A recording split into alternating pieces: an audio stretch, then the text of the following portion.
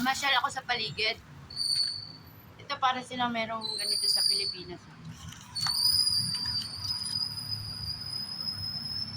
Ito yung nakita ko na paninda sa stall dito sa paligid. Saka ito, ewan ko anong tawag dito, butsi yata to. Saka yung chicken nila, 20 baht. Ito, masarap siya. So ito lang yung nakita kong kainan sa paligid. Stall siya na nakalaglag lahat dyan. Hindi ko kilala yung iba. So ito lang yung mga napili ko doon. Saka ito. Ito, tsaka ito. Ang binayaran ko 27 baht. Ito, yung chicken, 20 baht. So, inatry ko lahat kung anong sa tingin ko masarap siya.